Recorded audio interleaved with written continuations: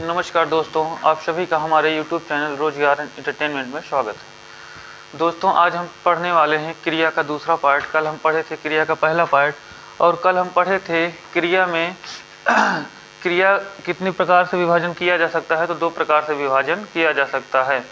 पहला प्रकार था बनावट के आधार पे, रचना के आधार पे कर सकते हैं, और दूसरा पार्ट था आपका प्रयोग के आधार पर कर सकते हैं। तो बनावट और रचना के आधार पर देखा जाए तो क्रिया के दो भेद थे, सकर्मक क्रिया और अकर्मक क्रिया। तो सकर्मक क्रिया भी हम लिखा चुके थे, अकर्मक क्रिया भी। सकर्मक क्रिया क्या होती है? जिसमें कर्म हो, सकर्मक क्रिया, और जिस वाक्य में कर्म पर प्रभाव पड़े वो सकर्मक क्रिया हो जाता है, और जिस वाक्य में कर्ता पर प्रभाव पड़े वो अकर्मक क्रिया हो जाती है। ठीक है, तो आज हम पढ़ने वाले हैं एक कर्मक क्रिया। सभी लोग हेडिंग डालिए, एक कर्मक क्रिया। तो एक कर्मक में क्या है? एक कर्मक में क्या होता है? जिस वाक्य में, लिखिए सभी लोग इसकी परिभाषा, जिस वाक्य में क्रिया के साथ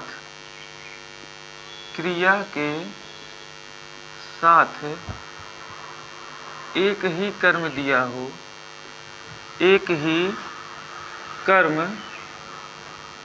दिया हो,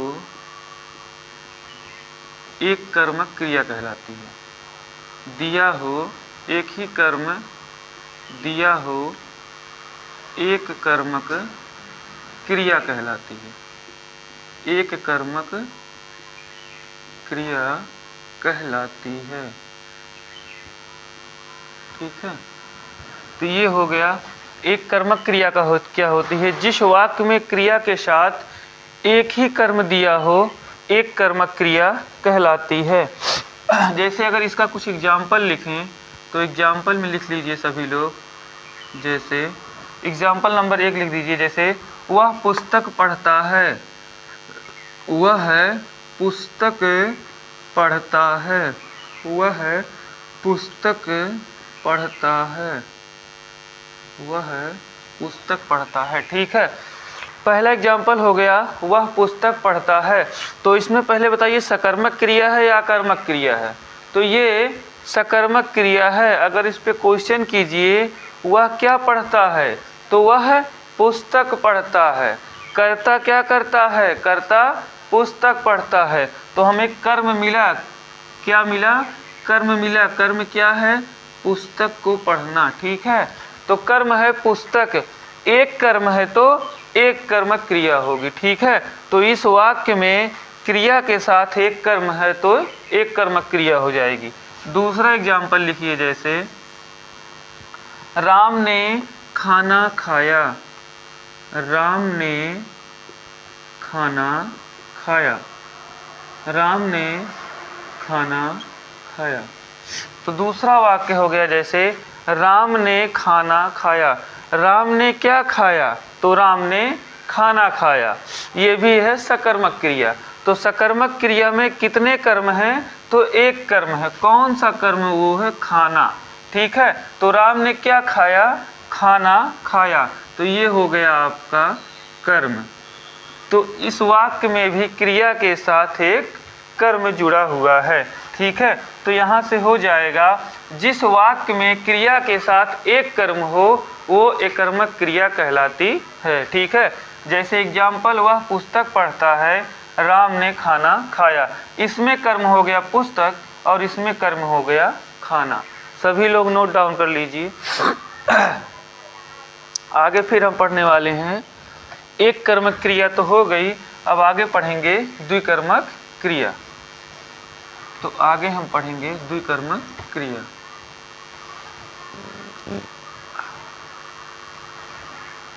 आगे हेडिंग डालिए सभी लोग, द्विकर्मक क्रिया। द्विकर्मक क्रिया, द्विकर्मक क्रिया।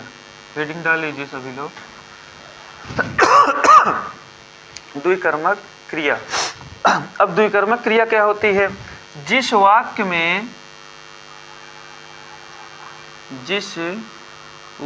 में जिस वाक्य में क्रिया के साथ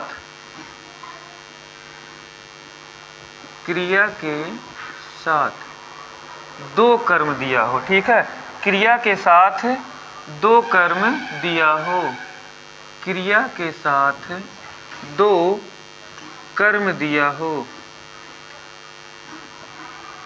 दो कर्म दिया हो, वह द्विकर्मक क्रिया कहलाती है, द्विकर्मक क्रिया कहलाती है, द्विकर्मक क्रिया कहलाती है, ठीक है। वह द्विकर्मक क्रिया कहलाती है। द्विकर्मक क्रिया क्या होती है? जिस वाक्य में क्रिया के साथ दो कर्म दिया हो वह द्विकर्मक क्रिया कहलाती है। जैसे एग्जाम्पल अगर लिखें, एग्जाम्पल, राम ने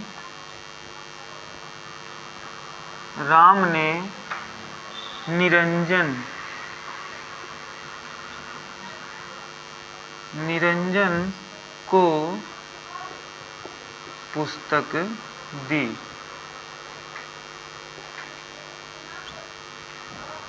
जैसे एग्जाम्पल हो गया, राम ने निरंजन को पुस्तक दी। तो यहाँ से देखिए, यहाँ पर दो कर्म है। कौन कौन से कर्म हो गए? एक तो कर्म हो गया किसको दी? निरंजन को दी। क्या दी? पुस्तक दी, ठीक है। तो राम ने निरंजन को क्या दिया? तो पुस्तक दिया। राम ने पुस्तक किसको दिया? तो निरंजन को दिया, ठीक है। तो यहाँ पर दो कर्म हो गए, एक तो निरंजन और दूसरा पुस्तक, ठीक है। एक हो गया निरंजन और दूसरा पुस्तक। तो राम यहाँ पर क्या है? राम है आपका कर्ता, ठीक है। और ने क्या है? तो ने है विभक्ति। और निरंजन क्या है? निरंजन आपका हो जाएगा कर्म। और को क्या है?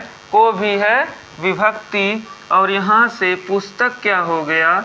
पुस्तक भी कर्म हो गया। पुस्तक दी, सॉरी, पुस्तक दी। और देना क्या हो गया? देना हो गया क्रिया, ठीक है। तो यहाँ से एग्जाम्पल हो गया, राम ने निरंजन को पुस्तक दी। राम क्या है? कर्ता है, ने विभक्ति है, निरंजन एक कर्म है, को विभक्ति हो जाएगा, पुस्तक एक कर्म है और देना क्या हो जाएगा? आपका क्रिया हो जाएगा। तो यहाँ से जिस वाक्य में दो कर्म है, कितने कर्म है ये? दो कर्म हो, दो कर्मों वाला वाक्य क्या हो जाएगा? द्विकर्मक हो जाएगा। जैसे दूसरा एग्जाम्पल लिखिए, शिवम ने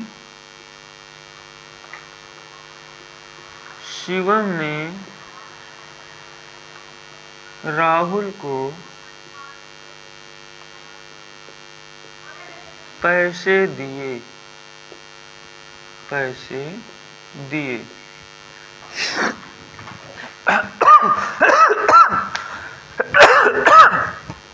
अगला वाक्य है, शिवम ने राहुल को पैसे दिए।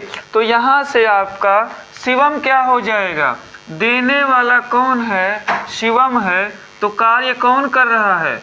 कर्ता कर रहा है, ठीक है। तो शिवम कर्ता हो जाएगा, ने विभक्ति हो जाएगी, राहुल आपका कर्म हो जाएगा और को विभक्ति हो जाएगी। क्या दिया?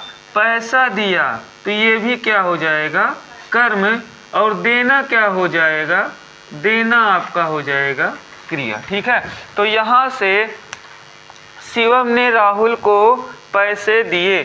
तो शिवम हमारा कर्ता, ने विभक्ति हो जाएगा, राहुल कर्म हो जाएगा, को विभक्ति हो जाएगा और पैसे क्या हो जाएगा? आपका दूसरा कर्म है और देना क्या हो जाएगा? क्रिया।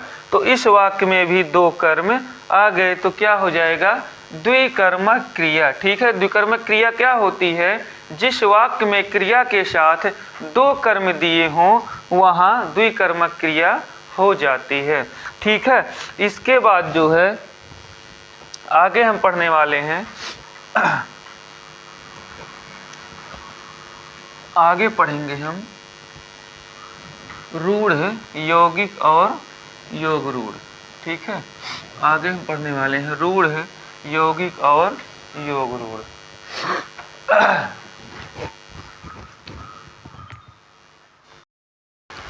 अब आगे बात की जाए तो आगे हम अब पढ़ेंगे प्रयोग के आधार पे क्रिया के भेद। तो लिखिए प्रयोग के आधार पर क्रिया के भेद। ठीक है, अगर आप सभी लोगों से पूछ लिया जाए क्रिया के कितने भेद होते हैं, तो क्रिया के सिर्फ 2 भेद होते हैं। कौन कौन से? सकर्मक क्रिया और अकर्मक क्रिया। जब आपको बनावट के आधार पर, रचना के आधार पर, प्रयोग के आधार पर अलग अलग बात की जाए, तब आप अलग अलग भेद बताइएगा। ठीक है, उसके पहले अगर पूछा जाए क्रिया के कितने भेद होते हैं, तो क्रिया के 2 भेद होते हैं, सकर्मक क्रिया और अकर्मक क्रिया। तो आगे पढ़ने वाले हैं प्रयोग के आधार पे क्रिया के भेद। तो सबसे पहला भेद है प्रेरणार्थक क्रिया। प्रेरणार्थक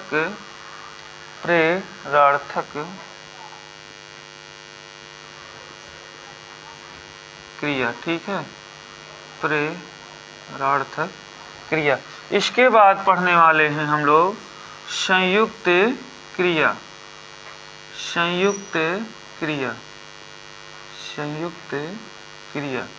संयुक्त क्रिया के बाद पढ़ने वाले हैं नाम धातु क्रिया।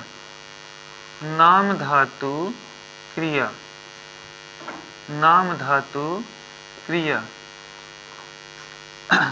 धातु के बाद पढ़ने वाले हैं पूर्वकालिक क्रिया।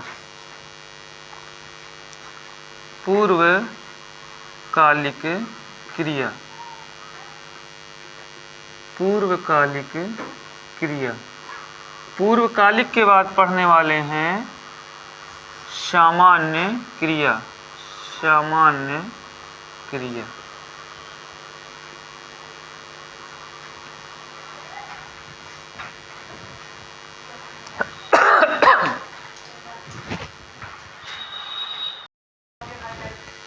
तो प्रेरणार्थक क्रिया जो है आपका, प्रयोग के आधार पर कौन कौन सी क्रिया हो जाएगी? प्रेरणार्थक क्रिया, संयुक्त क्रिया, नाम धातु क्रिया, पूर्वकालिक क्रिया और सामान्य क्रिया। ठीक है, तो सबसे पहले हम पढ़ेंगे इसमें प्रेरणार्थक क्रिया। तो हेडिंग डालिए सभी लोग, प्रेरणार्थक क्रिया। ठीक है, सभी लोग नोट डाउन कर चुके होंगे। तो आगे प्रयोग के आधार पर हम सबसे पहला पढ़ेंगे प्रेरणार्थक क्रिया। तो हेडिंग डालिए सभी लोग, प्रेरणार्थक क्रिया। प्रेरणार्थक क्रिया में क्या होता है? जिससे सभी को प्रेरणा मिले, यानी कोई काम स्वयं ना करके किसी दूसरे से काम कराए, तो प्रेरणार्थक क्रिया कहलाती है। ठीक है, तो लिखिए क्रिया के जिस रूप में हमें यह पता चलता है, क्रिया के जिस रूप में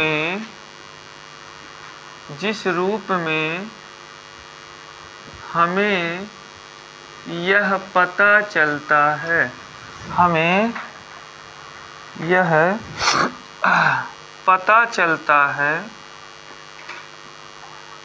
पता चलता है कि कार्य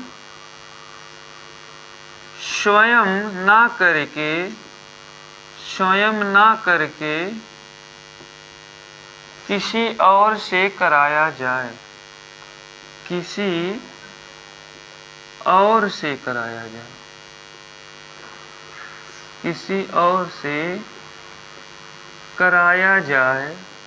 प्रेरणार्थक क्रिया कहलाती है। ठीक है, प्रेरणार्थक क्रिया क्या है? क्रिया के जिस रूप में हमें यह पता चलता है कि कार्य स्वयं ना करके किसी और से कराया जाए, तो प्रेरणार्थक क्रिया कहलाती है।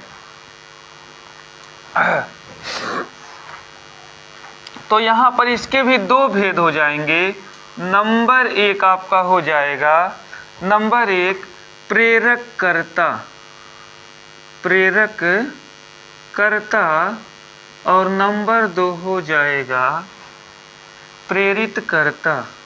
नंबर 2 प्रेरित कर्ता। ठीक है, नंबर 1 आपका है प्रेरक कर्ता और नंबर 2 है प्रेरित कर्ता। प्रेरक कर्ता किसे कहते हैं? तो प्रेरक कर्ता प्रेरणा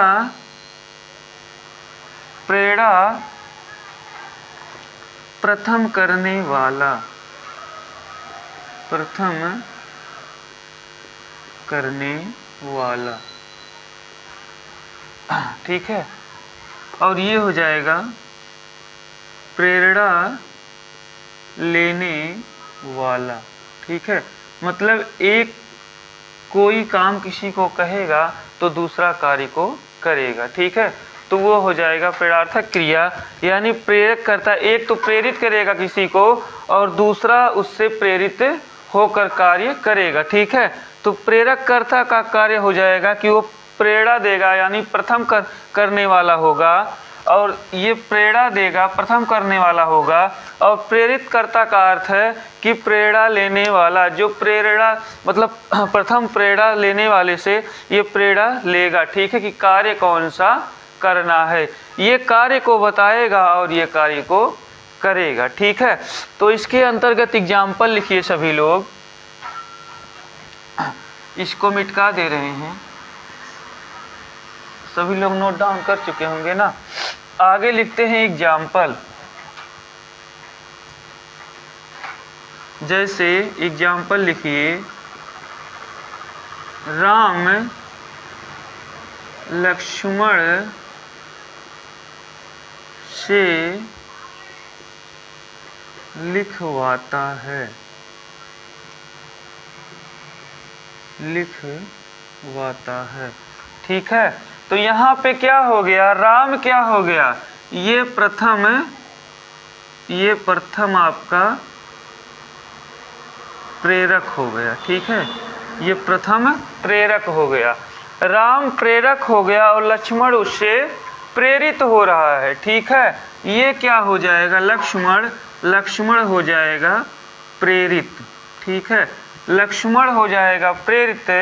और लिखवाया क्या हो जाएगा, लिखवाया आपका क्या हो जाएगा, ये क्रिया हो जाएगी। कौन सी क्रिया हो जाएगी, प्रेरणार्थक क्रिया हो जाएगी, प्रेरणार्थक क्रिया हो जाएगी। लिखवाना क्या हो जाएगी, प्रेरणार्थक क्रिया, यानी राम ने लक्ष्मण से लिखवाया। ठीक है, मतलब राम स्वयं ना लिख के लक्ष्मण से लिखवाया तो प्रेरणार्थक क्रिया हो जाएगी। ठीक है, जैसे दूसरा एग्जाम्पल अगर लिखें, दूसरा एग्जाम्पल लिखिए, अजय ने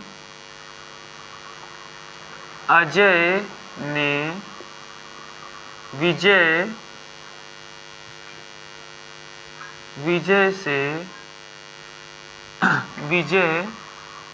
को जगाया।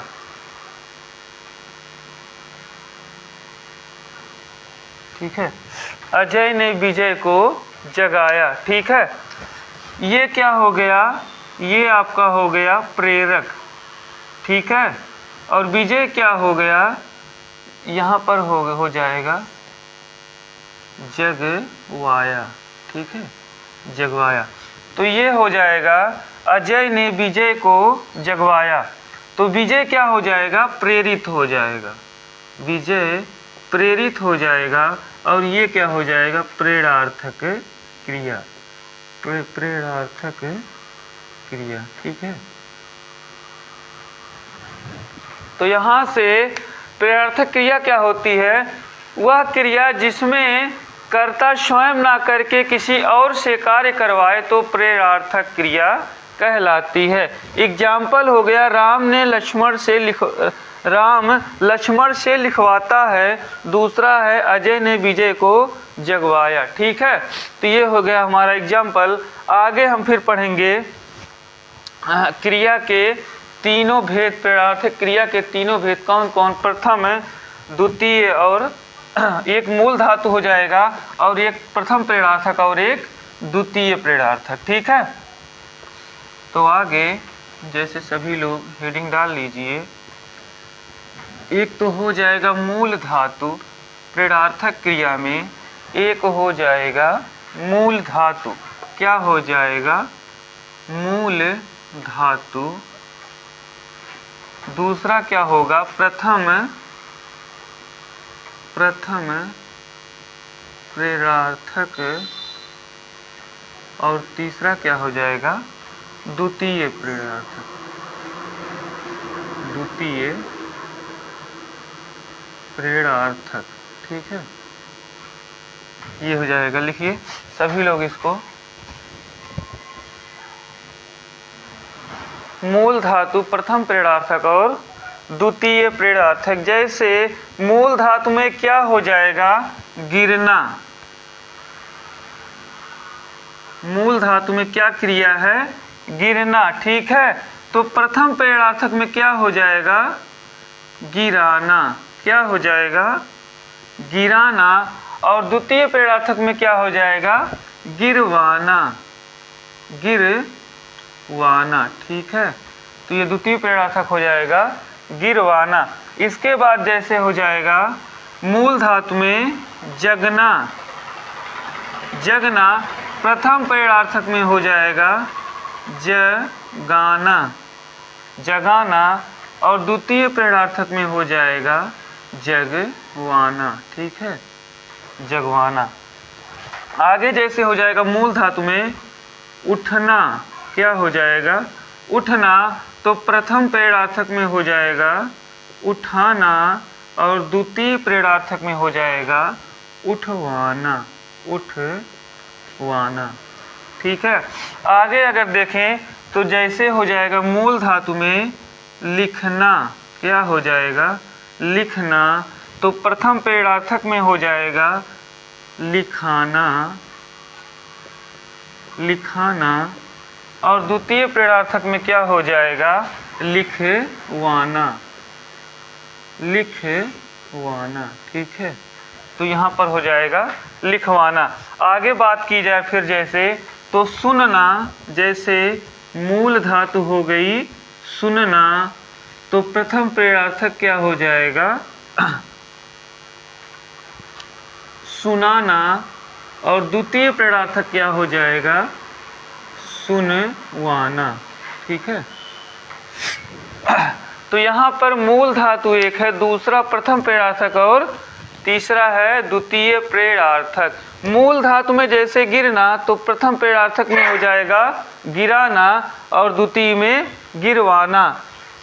मूल धातु में जगना का क्या होगा जगाना, और द्वितीय में जगवाना।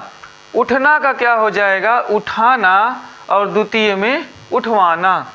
लिखना क्या क्या होगा प्रथम प्रेरणार्थक लिखाना, और द्वितीय क्या हो जाएगा लिखवाना। वैसे सुनना क्या क्या होगा सुनाना, और द्वितीय में हो जाएगा सुनवाना। ठीक है, आगे अगर लिखें और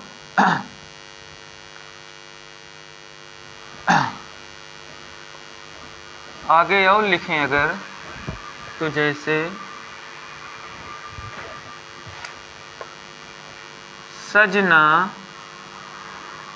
तो आगे हो जाएगा प्रथम में सजाना, और द्वितीय में हो जाएगा सजवाना। ठीक है, सजवाना। ठीक है, अब इसमें जैसे हो गया चलना, मूल धातु में हो जाएगा चलना, तो यहाँ हो जाएगा चलाना, यहाँ हो जाएगा चलाना, और द्वितीय प्रेरणार्थक में हो जाएगा चलवाना। ठीक है, तो यहाँ से आपका फिर से मूल धातु सजना है, प्रथम हो जाएगा सजाना, द्वितीय हो जाएगा सजवाना। मूल धातु है चलना, प्रथम हो जाएगा चलाना, और द्वितीय हो जाएगा चलवाना। ठीक है, लिख लीजिए सभी लोग, सभी लोग इसको नोट डाउन कर लीजिए। इसके आगे फिर हम पढ़ेंगे संयुक्त क्रिया, और संयुक्त क्रिया हम कल पढ़ेंगे। आज के लिए इतना ही दोस्तों। सभी लोग सेशन को लाइक एवं शेयर कर दीजिए दोस्तों, और चैनल को सब्सक्राइब कर दीजिए। बेल आइकन दबाना ना भूले दोस्तों, जिससे समय समय पर हमारी वीडियो आप तक पहुंचती रहे। सभी लोग सेशन को लाइक एवं शेयर कर दीजिए दोस्तों। धन्यवाद दोस्तों। जय हिंद, जय भारत।